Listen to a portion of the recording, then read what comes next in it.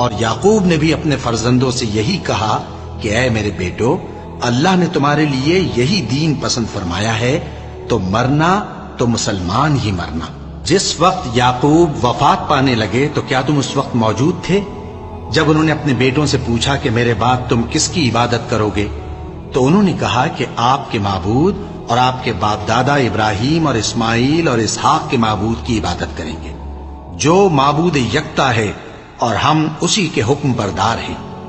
یہ جماعت گزر چکی، ان کو ان کے اعمال کا بدلہ ملے گا اور تم کو تمہارے اعمال کا، اور جو عمل وہ کرتے تھے ان کی پرسش تم سے نہیں ہوگی۔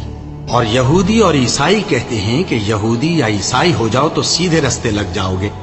اے پیغمبر، ان سے کہہ دو نہیں، بلکہ ہم دین ابراہیم اختیار کیے ہوئے ہیں، جو ایک اللہ کے ہو رہے تھے اور مشرکوں میں سے نہ تھے۔